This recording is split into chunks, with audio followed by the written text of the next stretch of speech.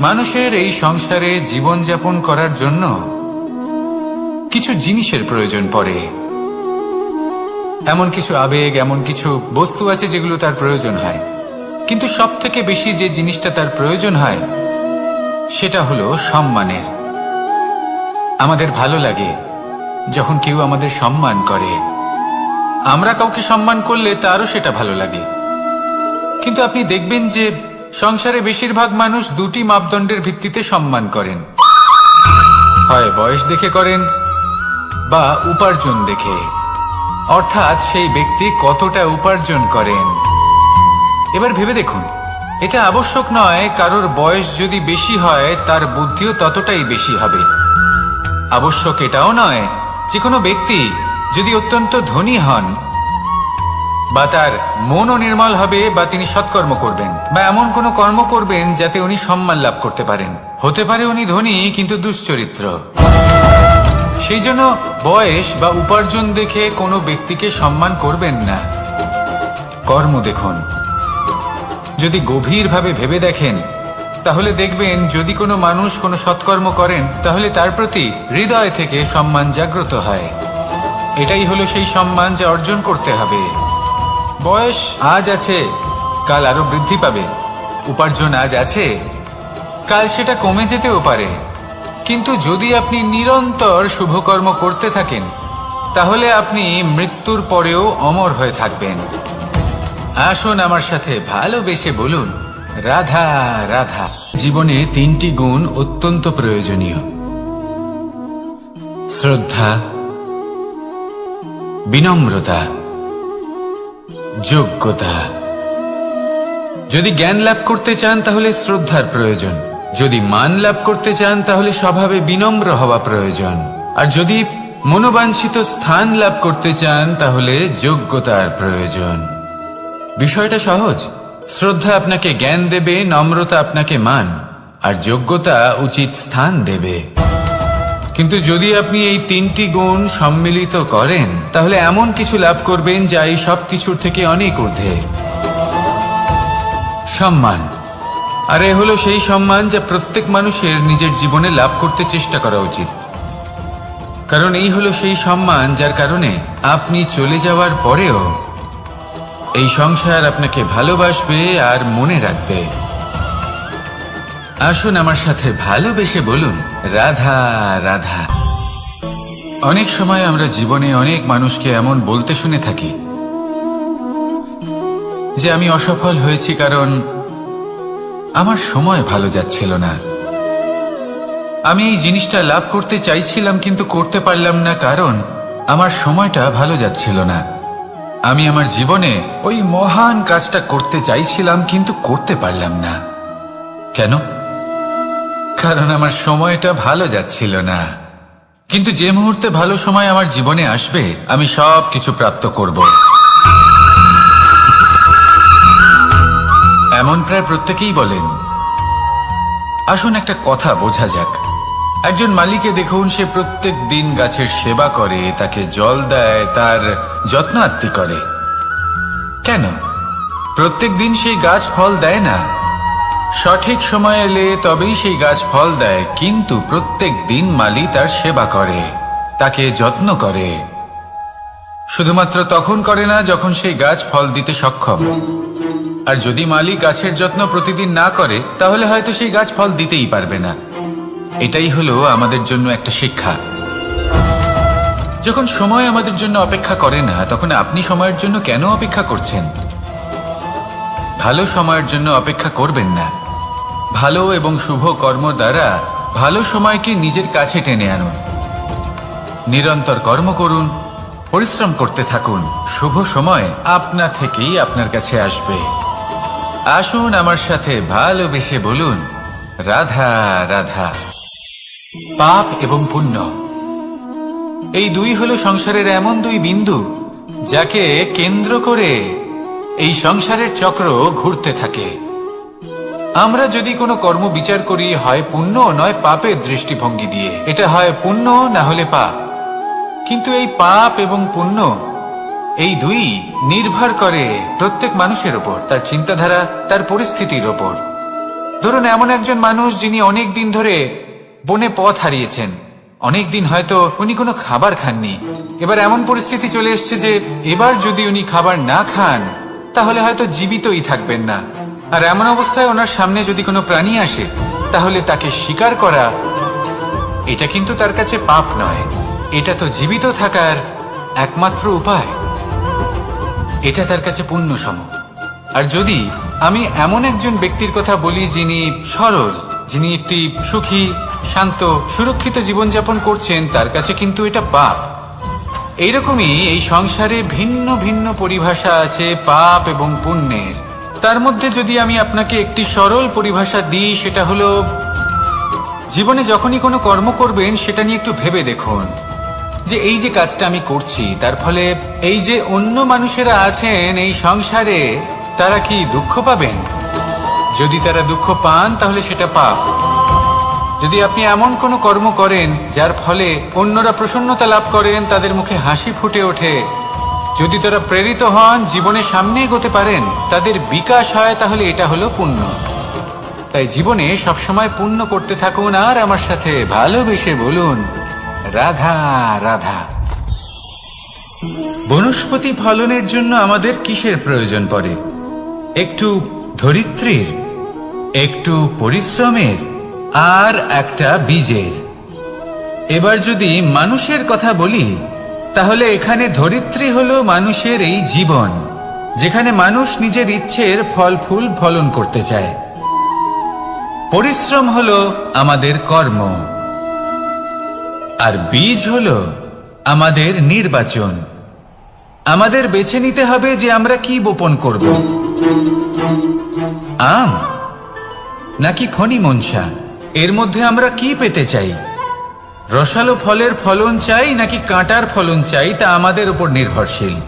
কিন্তু একটা কথা ঠিক, লক্ষ্য যেমনই হোক না কেন, জীবন যেমনই হোক না কেন, যদি আপনি লক্ষ্যের দিকে এগোতে থাকেন তাহলে কর্মের সাথে খামখেয়ালি আচরণ করতে পারবেন না।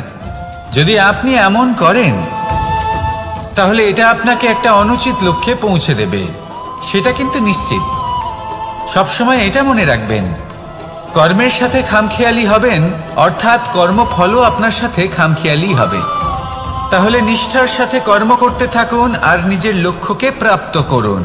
আর আমার সাথে ভালোবেসে বলুন রাধা রাধা। অগ্নি চতুর্থ তত্ত্ব, সব থেকে বেশি গুরুত্বপূর্ণ কিন্তু তার থেকেও বেশি ভয়াবহ। কখনো অগ্নিকে নিয়ন্ত্রিত রূপে উনুনে জ্বলতে দেখেছেন? এই অগ্নি আমাদের খাবার বানাতে সাহায্য করে, যা আমাদের শক্তি প্রদান করে। কিন্তু এই অগ্নি যখন বিচলিত হয়ে, অনিয়ন্ত্রিত হয়ে কোন বনের আগুন হয়ে ওঠে, তখন মহা বিনাশ ঘটে যায়। আপনারই অন্তরের ঊর্জা হলো এই অগ্নি। এটা আপনার শক্তিও, আপনার ক্রোধ। একে ব্যবহার কিভাবে করবেন তা আপনারই হাতে। যদি কোনো ব্যক্তি নিজের অন্তরের এই ঊর্জাকে ব্যবহার করেন শক্তির রূপে, তাহলে সে বিকাশ ঘটাতে পারে, নির্মাণ ঘটাতে পারে। কিন্তু যদি কোনো ব্যক্তি তার অন্তরের ঊর্জাকে বিধ্বংসী অস্ত্র বানিয়ে ফেলেন, তাহলে নিশ্চিত রূপে মহা বিনাশ ঘটতে পারে, যাতে বিনাশ তারও অবশ্যই হবে। অনেক বছর পূর্বে এমনই এক আগুনের দ্বারা এই সুন্দর পৃথিবীর নির্মাণ হয়েছিল। আর অনেক বছর পূর্বে এমন এক আগুনেই সমস্ত জীব এবং সংসার বিলুপ্ত হয়ে গেছিল। এবার আপনি আপনার অন্তরের ঊর্জা দ্বারা বিনাশ ঘটাতে চান নাকি নির্মাণ ঘটাতে চান, সেই সিদ্ধান্ত আপনারই। আসুন আমার সাথে ভালোবেসে বলুন রাধা রাধা। কখনো কখনো এমন হয় আমরা আমাদের বাড়ির উঠোনে বীজ বপন করি, আর তা বিকশিত হয় একটা সুন্দর বৃক্ষে। তার শাখাগুলি প্রতিবেশীর বাড়ি পর্যন্ত পৌঁছয়। ফলের বর্ষণ প্রতিবেশীর বাড়িতেও হয়ে থাকে। আর আমরা ভাবি গাছ আমরা উৎপন্ন করব আর ফল খাবেন আপনারা। এই কেমন কথা হলো? আপনাকে এই কথা বুঝতে হবে যে এসব হলো ভৌতিক বস্তু, সাংসারিক বস্তু। কখনো নিজের বাড়ির বাগানে ভালোবাসার গাছ বপন করে দেখুন। তার শাখাও প্রতিবেশীর বাড়ি পর্যন্ত পৌঁছবে, ফলের বর্ষণ সেখানেও হবে, কিন্তু সেই ফল চাইতে আপনাকে যেতে হবে না।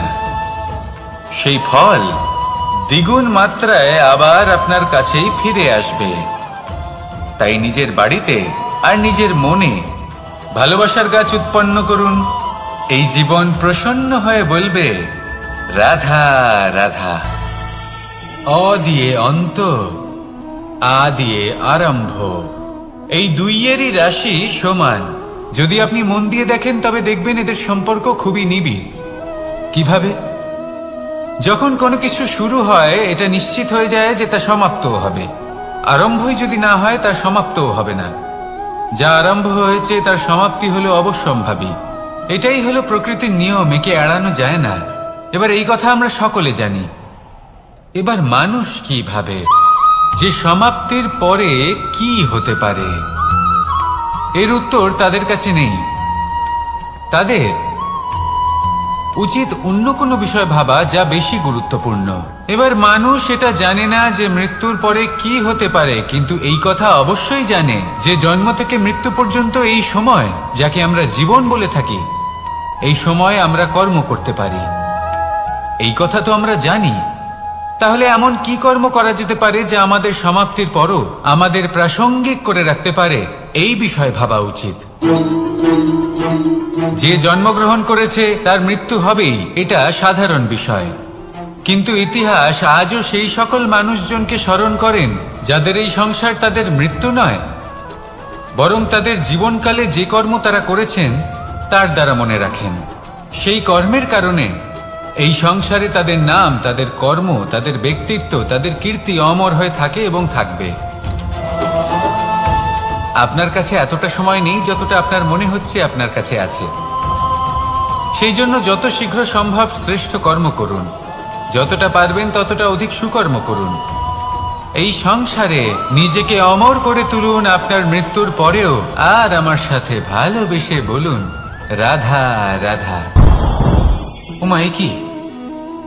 আমি কখন থেকে এখানে অপেক্ষা করছি, হাত পেতে দাঁড়িয়ে রয়েছি যাতে একটা ফল আমার হাতে এসে পড়ে এবং সেটা আমি খেতে পারি।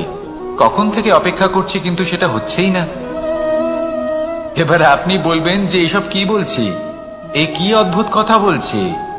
যদি ফল খেতে হয় তাহলে আমাকে বৃক্ষে চড়তে হবে, ফলের কাছে পৌঁছতে হবে, তবেই তো ফল পাবো। এবারে এটা অত্যন্ত সহজ ব্যাপার, কিন্তু এই বিষয়টা আপনি নিজের জীবনের প্রসঙ্গে ভেবে দেখুন। লক্ষ্য কোথায় আছে আপনি জানেন, সেই লক্ষ্যে পৌঁছানোর পথ কি সেটাও আপনি জানেন, সেই পথে চলার ক্ষমতাও আপনার রয়েছে, কিন্তু তাও আপনি নিজের লক্ষ্য লাভ করতে পারছেন না। কেন? কারণ আপনি অপেক্ষা করছেন যে লক্ষ্য আপনার সামনে চলে আসবে, কিন্তু তা হয় না। লক্ষ্য সে যাই হোক না কেন, ধন হোক, প্রেম হোক, কোনো সম্মান হোক বা মোক্ষ হোক, যদি আপনি তার দিকে অগ্রসর না হন তাহলে ফল প্রাপ্তি অসম্ভব ব্যাপার, তা কোনোদিনই হবে না। সেই জন্য আপনার চোখের সামনে আপনি যদি নিজের লক্ষ্যকে দেখতে পান তাহলে উঠুন এবং সেই দিকে অগ্রসর হতে শুরু করুন। নিজের অন্তরের সকল অশুভ গুণ দূর করুন, অলসতা ত্যাগ করুন, অজ্ঞানতা ত্যাগ করে দিন এবং চলতে থাকুন। অবশ্যই মনোবাঞ্ছিত ফল লাভ করতে পারবেন।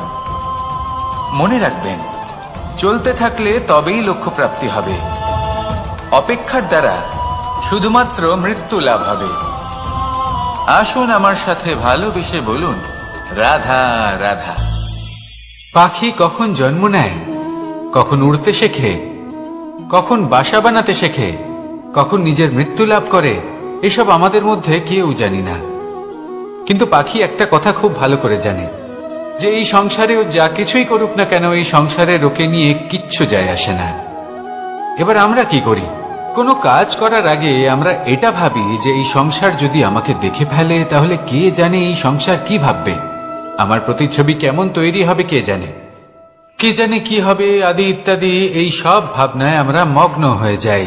কিছুটা এমন ভাবে মগ্ন হই যে বর্তমানের কর্মের এই জীবনের যাত্রাপথে সেই সময়ের আনন্দ উপভোগ করতে ভুলে যাই। এবার দেখুন একটা পাখি কি করে, ওর কর্ম হলো গান গেয়ে চলা। ওই পাখি গেয়ে চলে, কেউ ওর গান শুনুক বা না শুনুক, কেউ আদৌ শুনছে কিনা সেই বিষয়টা নিয়ে সেই পাখির কিছুই যায় আসে না। সেই পাখি নিজের কর্ম করতে থাকে। হয়তো সেই জন্যই আপনি কখনো কোনো পাখিকে কাঁদতে দেখবেন না। এরকমই আপনাকে নিজেকে গড়ে তুলতে হবে। প্রথমে নিজেকে জিজ্ঞেস করুন, এই যে কর্ম আমি করতে চলেছি সেটা কি উচিত? যদি আপনার মনে হয় সেটা উচিত, তাহলে সেটা প্রমাণ করুন। এটা ভাববেন না যে এই সংসার কি ভাববে। আসুন আর আমার সাথে ভালোবেসে বলুন, রাধা।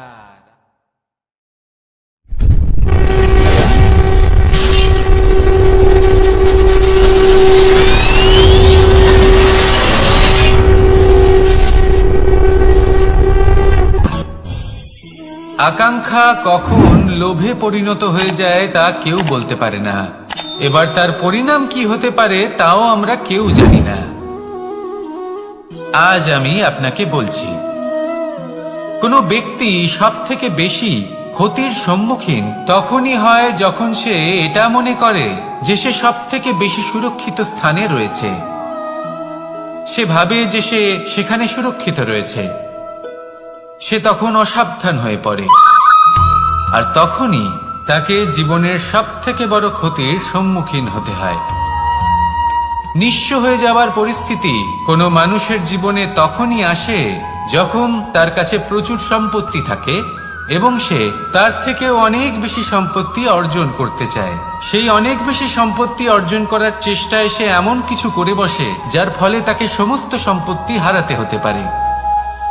একজন রচনাকার নিজেই নিজের প্রতিভা একদম শেষ করে দিতে পারে যখন সে অনেকগুলো কাজ নিজের কাঁধে নিয়ে নেয়। একটা গুরুত্বপূর্ণ কথা সবসময় মনে রাখবেন, আজ আপনি যেখানেই থাকুন না কেন, যেমনই যে কোনো স্থানেই থাকুন না কেন, এর পেছনে আপনার আকাঙ্ক্ষার একটা বিশাল ভূমিকা রয়েছে। কিন্তু মনে রাখবেন, আপনাকে শিখতে হবে যে কখন আর কিভাবে নিজের উচ্চাকাঙ্ক্ষাগুলিকে লাগাম পরাতে হবে, কারণ এটা অত্যন্ত আবশ্যক। তাই আসুন আর আমার সাথে ভালোবেসে বলুন, রাধা রাধা। রাত্রে আমরা সুখ নিদ্রা লাভ করি, আমরা স্বপ্ন দেখি, ভবিষ্যতের পরিকল্পনা করি, খুব ভালো লাগে। সকালে যখন চোখ খুলি নিদ্রা ভঙ্গ হয়, স্বপ্ন সেইখানেই ভেঙে যায়, আর তারপর আমরা আমাদের রোজকার জীবন যাপন করি। স্বপ্ন হয়তো মানুষ রাতের বেলায় দেখেন, কিন্তু সেটাকে সার্থক দিনের বেলাতেই করতে হয়। রাতে মধুর বাতাসের নিচে কোমল শয্যায় শুয়ে মাতার গলায় মিষ্টি গান শুনতে শুনতে নিদ্রায় আচ্ছন্ন হওয়া, স্বপ্ন দেখা, ভবিষ্যতের পরিকল্পনা করা বড়ই সরল। কিন্তু সকালবেলায় সময় মতো উঠে সূর্যের তাপ সহ্য করে, সেই উষ্ণতা সহ্য করে সর্বাঙ্গ ঘেমে গিয়ে নিজের পথ খুঁজে বের করা, সেই পথে অগ্রসর হওয়া, বাধা বিপত্তি এসবের সম্মুখীন হওয়া, আর তারপর লক্ষ্য লাভ করা, এগুলো কঠিন কাজ। এ হলো অত্যন্ত কঠিন কাজ। যদি আপনি চান যে স্বপ্ন আপনি দেখেছেন তা সত্যি হোক, তাহলে দিনের বেলায় আপনাকে বেরিয়ে কর্ম করতেই হবে, পরিশ্রম করতেই হবে। মনের এই চক্ষু দিয়ে স্বপ্ন দেখা সম্ভব, কিন্তু যদি আপনি বুঝতে পারেন যে এই স্বপ্নই হলো আপনার লক্ষ্য, তাহলে তাকে সার্থক করতে শুধুমাত্র পরিশ্রম দ্বারাই করতে হবে। তাহলে পরিশ্রম করুন আর আমার সাথে ভালোবেসে বলুন, রাধা রাধা। মানুষের জীবনে দুই ধরনের আবেগ থাকে যা চিরকাল তার সাথে বসবাস করে। প্রথম, স্বপ্ন। দ্বিতীয়, অজুহাত। মানুষ হাজার হাজার স্বপ্ন দেখতে পারে। আমাকে এই কাজ করতে হবে, আমাকে ওখানে ঘুরতে যেতে হবে, আমার জীবনে এই অসম্ভব কাজ বাস্তবায়িত করে দেখাতে হবে, আদি ইত্যাদি। এবার ঠিক যেমন স্বপ্ন দেখেন, সেইভাবে অজুহাতও খুঁজে নিয়ে আসেন। আমি এই স্বপ্ন পূরণ করতে পারলাম না, কারণ আমাকে কেউ সাহায্যই করলো না, কারণ আমি দুর্বল হয়ে পড়েছিলাম, কারণ আমার কাছে সময়ই ছিল না, আদি ইত্যাদি। এবার সাফল্য এবং অসফলতার মাঝখানে এই ধরনের সংঘর্ষ হতে থাকে। সাফল্য তখন লাভ করা সম্ভব যখন আপনার স্বপ্ন আপনার অজুহাতের থেকে অনেক বড় হয়। আর অসফলতা তখন পাবেন যখন আপনার অজুহাত আপনার স্বপ্নের থেকে অনেক বড় হয়। আপনি যদি সাফল্য লাভ করতে চান তাহলে চেষ্টা করতে থাকুন, পরিশ্রম করুন। যদি অসফল হন তাহলে ভয়ভীত হওয়ার কোনো প্রয়োজন নেই। নিজের ভুল বুঝুন, তাকে শুধরে নিন, আবার চেষ্টা করুন। কিন্তু যদি নিজের জীবনে অজুহাত নিয়ে আসেন তখন স্বপ্ন কখনো পূরণ হবে না। আসুন আমার সাথে ভালোবেসে বলুন, রাধা রাধা।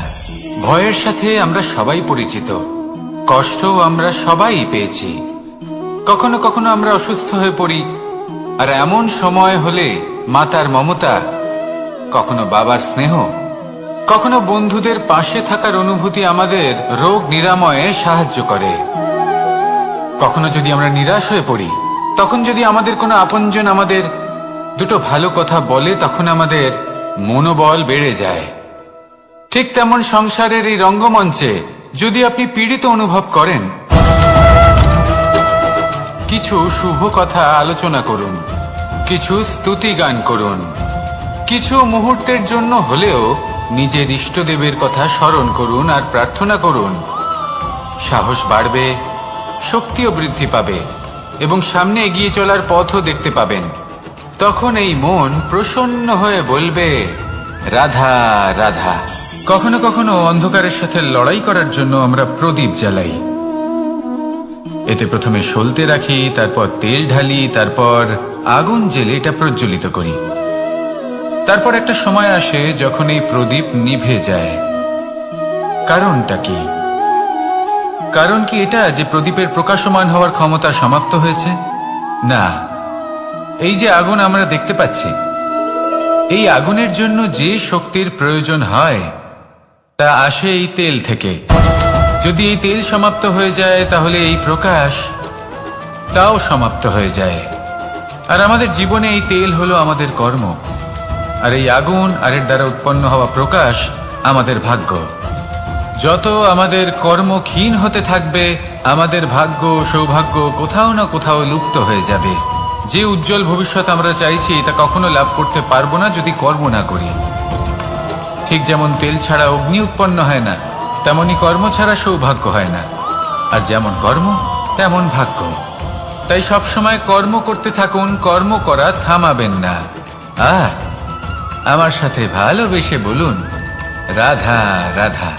জীবনে তিনটি বিষয় আছে, তিনটি বস্তু আছে, তারা যেন আপনাকে কখনো বশে না করে নিতে পারে। প্রথম হলো ধন। ধন যতক্ষণ আপনি ব্যবহার করতে থাকেন, যতক্ষণ তা আপনার কাজে আসছে, ততক্ষণ ঠিক আছে, এই ধন আপনার কাছে অমৃত। কিন্তু যখন এই ধন আপনাকে ব্যবহার করতে শুরু করে, বুঝে যাবেন যে আপনার পতনের সময় শুরু হয়েছে। দ্বিতীয় বিষয়, ফেলে আসা অতীত। যাই করুন, আপনি অতীত পাল্টাতে পারবেন না, আর এই সত্যিটা আপনিও জানেন।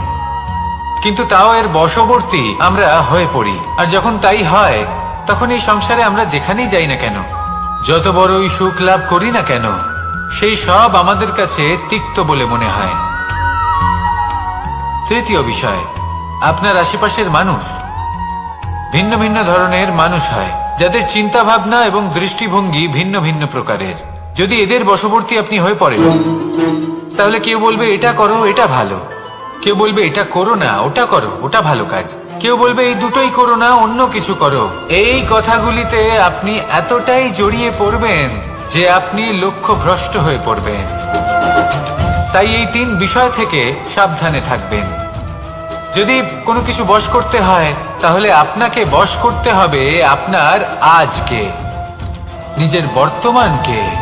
এটা খুব প্রয়োজনীয়। এটা ভাববেন যে এই সময়ের সদ্ব্যবহার আমি কিভাবে করব, সময়কে শাসন কিভাবে করব, ওই কর্ম কিভাবে করব যাতে ভবিষ্যতে কখনো আমার আফসোস না হয়, বরং এই সংসার আমাকে নিয়ে গর্ব করবে, সেই কর্ম করুন। আর যখন আপনি এটা শিখে নেবেন, তখন আপনি নিজেই নিজেকে প্রকৃত অর্থে ভাগ্যশালী করে তুলবেন। আসুন আমার সাথে ভালোবেসে বলুন, রাধা রাধা। অনেক সময় আমরা কারোর নীরবতাকে তার দুর্বলতা ভেবে বসি। হতেই পারে সেই ব্যক্তি উত্তর দিতে চাইছেন না, হতে পারে অন্য কোনো কারণ আছে যা আমরা বুঝতেই পারছি না। সেই জন্য তাকে দুর্বল ভেবে নেওয়া অনুচিত। দেখতে গেলে এই বিশাল সমুদ্র এও কিন্তু নীরব, শান্ত হয়। কিন্তু যখন সে রুদ্র মূর্তি ধারণ করে তখন কি হয়? সমগ্র সংসারকে বিনাশের পথে নিয়ে যায় এই সমুদ্র, প্রলয় সৃষ্টি করে। সেই জন্য কারোর সহ্য শক্তিকে দুর্বলতা বলে মনে করবেন না। কারণ যদি এই নীরবতা নিজেকে ভেঙে বেরিয়ে আসে, তাহলে তা বিনাশের সমস্ত সীমা পার করে যেতে পারে। তাই এই নীরবতাকে সবসময় বুঝুন, সবসময় একে সম্মান করতে শিখুন, আর আমার সাথে ভালোবেসে বলুন, রাধা রাধা। কখনো কোনো চাতক পাখিকে দেখেছেন? কথায় আছে যে বছরে মাত্র একবার সে তার তৃষ্ণা মিটিয়ে থাকে, আর তাও আকাশে ভেসে থাকা মেঘের দ্বারা ঘটানো বৃষ্টির জলের ফোঁটা থেকে। আর কোথাও থেকে সে তার তৃষ্ণা পূরণ করে না। সারা বছর সে নিদারুণ গরম সহ্য করে, তীব্র শীতও সহ্য করে, শুধু এই আশা নিয়ে যে বছরে একবার অন্তত সেই মেঘের ঘনঘটা হবে, বৃষ্টি হবে, আর সে তার তৃষ্ণা নিবারণ করবে। এটা আসলে কি? এটা আসলে বিশ্বাস। সেই বিশ্বাস যে বছরে একবার সেই মেঘ আসবে তৃষ্ণা নিবারণ করতে। যেমন দেখুন, একটা সূর্যমুখী ফুল সারা রাত অন্ধকারের সাথে যুদ্ধ করে, কারণ তার বিশ্বাস যে ভোরবেলায় সূর্য তাকে অবশ্যই দর্শন দেবেন। সেটাও বিশ্বাস ছিল যার উপর ভরসা করে মনু একটা নৌকা নিয়ে বেরিয়ে পড়েছিলেন এবং সমস্ত সৃষ্টিকে প্রলয়ের হাত থেকে বাঁচিয়েছিলেন। সেটাও ছিল ভালোবাসার প্রতি বিশ্বাস, যার উপর ভরসা করে বানর এবং ভাল্লুক সেনা নিয়ে শ্রীরাম আক্রমণ করেছিলেন সমস্ত বরদানপ্রাপ্ত অসুরগণ এবং রাক্ষসগণের লঙ্কায়, এবং জয় লাভ করেছিলেন। এই বিশ্বাসই হল এই বিশ্বের আশা। বিশ্বাস রাখুন যে আপনি হলেন সর্বশ্রেষ্ঠ এবং শুধুই নিজের কর্ম করতে থাকুন। এই বিশ্বাসের আশাই আপনাকে প্রতি মুহূর্তে বল প্রদান করবে। এ হলো আমার বিশ্বাস। আসুন আর আমার সাথে ভালোবেসে বলুন, রাধা রাধা। যোগাসন। যোগাসনে আসন অত্যন্ত গুরুত্বপূর্ণ। এবার আমি বলবো সবথেকে শ্রেষ্ঠ আসন কোনটি। আশ্বাস। নিজেকে আশ্বস্ত করতে থাকুন যে আমি আছি, সব ঠিক হবে, যা হচ্ছে ভালোর জন্য হচ্ছে। এই আশ্বাস আপনাকে জীবনে এমন ধন্যাত্মক বিশ্বাস দেবে যে আপনি বড় বড় সমস্যার সমাধান করতে পারবেন। এবার যদি কথা বলি সব থেকে কঠিন সময়ের, তাহলে সেটা হলো বিচ্ছেদের। যা মা সীতাকে সহ্য করতে হয়েছে শ্রীরামের জন্য, রাধা কৃষ্ণকেও সহ্য করতে হয়েছে। যে ব্যক্তি বিচ্ছেদের সময় সঠিক পথে চলে এসেছে, সে জীবনে অনেক শ্রেষ্ঠ স্থানে অবশ্যই পৌঁছতে পারবে। এবার যদি কথা বলি সব থেকে জরুরি এবং গুরুত্বপূর্ণ সময়ের, তাহলে সেটা হলো সংযোগ। সকলকে সাহায্য করতে থাকুন। আপনি অন্যদের সাহায্য করে তাদের যত আনন্দ দিতে পারবেন, ততটাই আনন্দ আপনারও জীবনে অবশ্যই আসবে। আসুন আর আমার সাথে ভালোবেসে বলুন, রাধা রাধা। সংসারে সকলে উঁচুতে উঠতে চায়, কেউ নত হতে চায় না। সবাই এটা মনে করে যে নত হওয়ার অর্থ হলো তাদের আত্মসম্মান এবং অহংবোধের বিরুদ্ধাচরণ করা। তাদের মনে হয় যে যদি আমরা নত হই, সংসার আমাদের দুর্বল মনে করবে, তাদের শৌর্য এবং তাদের ব্যক্তিত্বের অপমান হবে। কিন্তু এটা কি সত্যি? প্রত্যেকবার নত হওয়ার অর্থ কি সম্মানহানি হওয়া? কখনোই নয়। আপনি নিজের জীবনকেই দেখে নিন। আপনার কোনো অমূল্য জিনিস যদি নিচে পড়ে যায়, তাহলে তাকে কিভাবে তোলেন? সেই বস্তুকে তোলার জন্য আপনাকে নত হতেই হবে। আপনি বড়দের আশীর্বাদ কিভাবে লাভ করেন? আপনি নত হয়ে তবেই তাদের আশীর্বাদ লাভ করতে পারেন, তাই না? ভেবে দেখুন, আপনি একটা পথে হাঁটছেন, আপনি দেখতে চাইছেন যে আপনি সঠিক পথে হাঁটছেন কিনা, পায়ের নিচে কাঁটা পড়ে আছে কিনা। কিভাবে দেখবেন? আপনাকে সেই মাথা নত করেই দেখতে হবে। এর অর্থ কি? অর্থ খুব সহজ। প্রত্যেকবার নত হওয়া অনুচিত নয়, সেটা কোনোভাবেই সম্মানহানি নয়। পরিস্থিতি অনুসারে এবং যেখানে প্রয়োজন আপনি নত হতে শিখে গেলে আপনি অনেক কিছুই লাভ করতে পারবেন। জ্ঞান, মান, গুণ, বিশ্বাস। সেই জন্য প্রয়োজন এবং পরিস্থিতি অনুসারে নত হতে শিখুন, এতে অনুচিত কিছুই নেই। আত্মসম্মান থাকা অত্যন্ত প্রয়োজনীয়, কিন্তু তা যেন কখনো অহংকারে পরিণত না হয়। এই বিষয়ে অবশ্যই নজর রাখবেন এবং আমার সাথে ভালোবেসে বলবেন, রাধা রাধা। আমাদের জীবনে অনেক ধরনের ব্যক্তি এসে থাকেন। কেউ কেউ আমাদের সাথে থেকে যান, কেউ আমাদের থেকে দূরে চলে যান। কেউ ভালো মানুষ হন, কেউ খারাপ মানুষ। কিন্তু আমরা সবসময় সেই সময়টাকে নিয়ে দুঃখ প্রকাশ করি যখন আমাদের জীবনে কোনো খারাপ ব্যক্তি প্রবেশ করেন। তারা আমাদের খারাপ অনুভূতি দেন, দুঃখ দেন, কষ্ট দেন। আমরা সবাই তাকে ভালো মন্দ কথা বলি। কিন্তু কেন? এমন বিভিন্ন ধরনের মানুষ, খারাপ মানুষ, ভালো মানুষ সবার জীবনেই আসেন এবং সকলকেই একটা অমূল্য শিক্ষা দান করে যান। এবার আপনি নিজেই ভেবে দেখুন, জীবনে যখন প্রথমবার আপনি আগুন স্পর্শ করেছিলেন তখন আপনি একটা শিক্ষা লাভ করেছিলেন যে আমাকে আগুনের থেকে একটু দূরে থাকতে হবে। তারপর আস্তে আস্তে আপনি শিখলেন যে কিভাবে এই আগুনকে নিয়ন্ত্রণে রাখতে হবে। তারপর আপনি শিখলেন যে কিভাবে নিজের জীবনে তাকে প্রয়োগ করতে হবে, তা সে অন্ধকারে প্রকাশ লাভ করার জন্য হোক বা খাবার বানানোর জন্য। সেইভাবেই কোনো খারাপ ব্যক্তি যখন আপনার জীবনে আসে কোনো শিক্ষা দিয়ে যান, তার প্রতি কৃতজ্ঞ থাকুন। তার বিষয় খারাপ ভাবার বা খারাপ অনুভূতি নিয়ে থাকার কোনো প্রয়োজন নেই। সেই শিক্ষা লাভ করুন, ইতিবাচক মনোভাব নিয়ে জীবনের সামনে এগোতে থাকুন। কেউ নেই যিনি আপনাকে বাধা দিতে পারেন। আসুন আমার সাথে ভালোবেসে বলুন, রাধা রাধা। অনেক সময় আমরা জীবনে অনেক মানুষকে এমন বলতে শুনে থাকি যে আমি অসফল হয়েছি কারণ আমার সময় ভালো যাচ্ছিল না। আমি এই জিনিসটা লাভ করতে চাইছিলাম কিন্তু করতে পারলাম না কারণ আমার সময়টা ভালো যাচ্ছিল না। আমি আমার জীবনে ওই মহান কাজটা করতে চাইছিলাম কিন্তু করতে পারলাম না। কেন? কারণ আমার সময়টা ভালো যাচ্ছিল না। কিন্তু যে মুহূর্তে ভালো সময় আমার জীবনে আসবে আমি সব কিছু প্রাপ্ত করব। এমন প্রায় প্রত্যেকেই বলেন। আসুন একটা কথা বোঝা যাক। একজন মালিকে দেখুন, সে প্রত্যেক দিন গাছের সেবা করে, তাকে জল দেয়, তার যত্ন আত্তি করে। কেন? প্রত্যেক দিন সেই গাছ ফল দেয় না। সঠিক সময় এলে তবেই সেই গাছ ফল দেয়, কিন্তু প্রত্যেক দিন মালি তার সেবা করে, তাকে যত্ন করে। শুধুমাত্র তখন করে না যখন সেই গাছ ফল দিতে সক্ষম। আর যদি মালি গাছের যত্ন প্রতিদিন না করে তাহলে হয়তো সেই গাছ ফল দিতেই পারবে না। এটাই হলো আমাদের জন্য একটা শিক্ষা। যখন সময় আমাদের জন্য অপেক্ষা করে না তখন আপনি সময়ের জন্য কেন অপেক্ষা করছেন? ভালো সময়ের জন্য অপেক্ষা করবেন না। ভালো এবং শুভ কর্ম দ্বারা ভালো সময়কে নিজের কাছে টেনে আনুন। নিরন্তর কর্ম করুন, পরিশ্রম করতে থাকুন। শুভ সময় আপনা থেকেই আপনার কাছে আসবে। আসুন আমার সাথে ভালোবেসে বলুন, রাধা রাধা।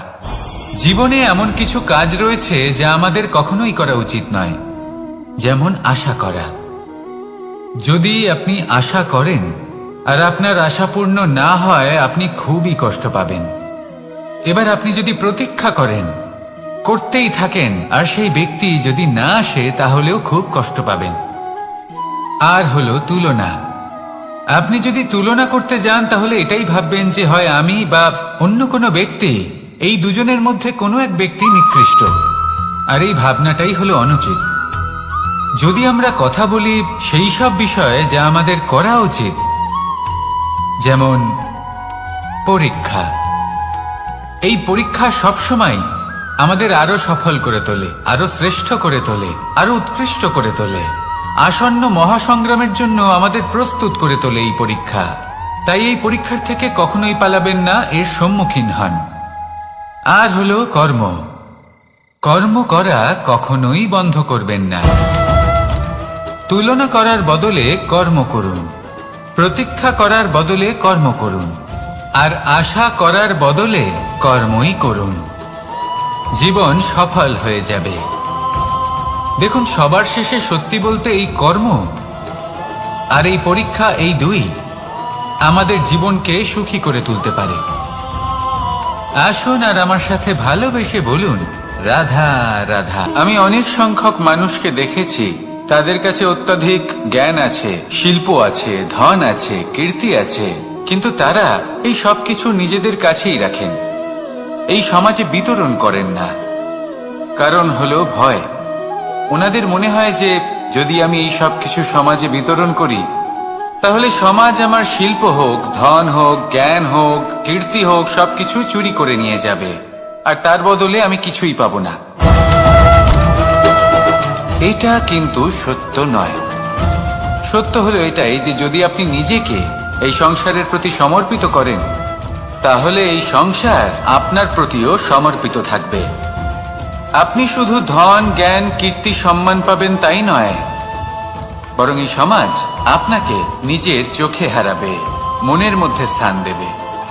তাই এই ভয় ত্যাগ করে দেখুন কিভাবে এই সমাজ আপনাকে প্রেম সমর্পণ করে।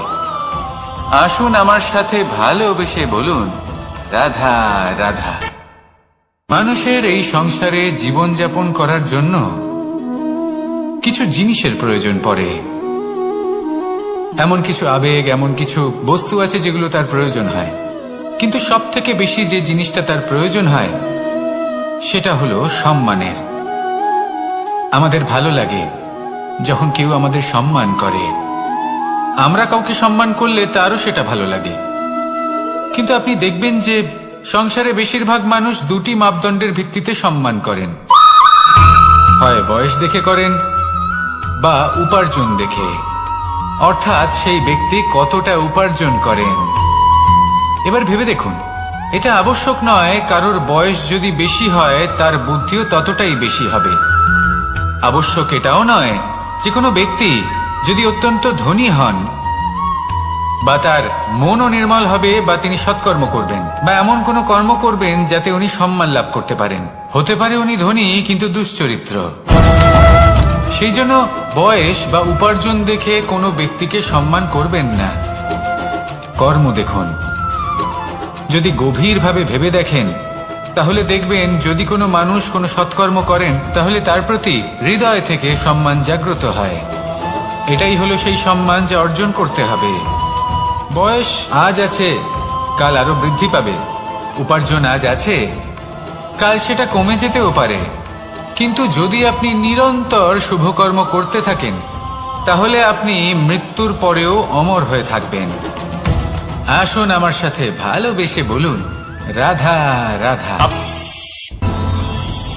আমাদের জীবনে আমরা যখনই এমন কোনো মানুষের সাথে পরিচিত হই যে বয়সে, পদে এবং আর্থিক দিক থেকে আমাদের থেকে পিছিয়ে, তখন আমরা সবাই খুব হীন নজরে তাদের দিকে দেখি।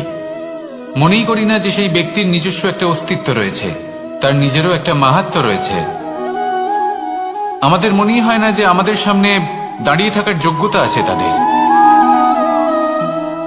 চলুন আপনাকে একটা প্রশ্ন করি, শূন্যের নিজস্ব মূল্য কোথায়?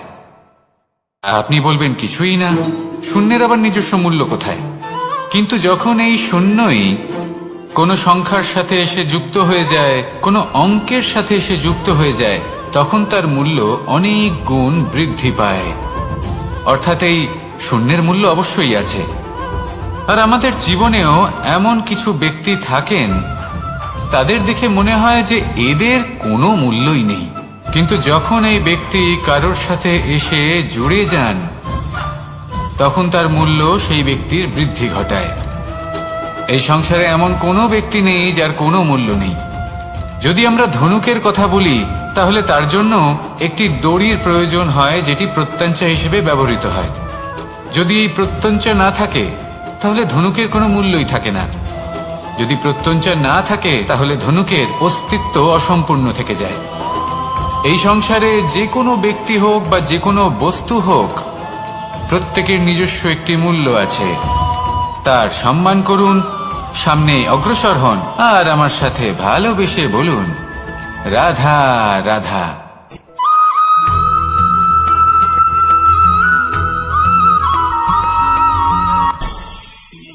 অনেক সময় যখন আমরা কর্ম করি, সাফল্য লাভ করি, কঠিন পরীক্ষায় উত্তীর্ণ হই, বড় কাজ করি, আমাদের মনে হয় এই সংসার আমাদের একটু প্রশংসা করুক, ভালো লাগে। অনেকবার মনে হয় এটা হলো আমাদের কর্মের ফলই বটে, আমরা আনন্দ পাই। কিন্তু যখন আমরা এই প্রশংসা পাই না, তখন কি হয়? আমরা দুঃখী হয়ে যাই, ভেঙে পড়ি। মনে হয় যেন আমার জন্য কেউ চিন্তাই করে না, এমন মনে হয় যেন আমাদের আনন্দে অন্য কেউ আনন্দই পায় না। অনেক রকম ভাবনা আসে। কিন্তু আমি আপনাকে একটা প্রশ্ন করতে চাই, আপনি যে কাজই করেন না কেন, যে কর্মই করেন না কেন, তা কি শুধুমাত্র প্রশংসার জন্য করেন? যদি এরকম হয়ে থাকে তাহলে সেই ভাবনা এক্ষুনি ত্যাগ করুন, কারণ এই প্রকৃতি আমাদের অন্য শিক্ষা দেয়।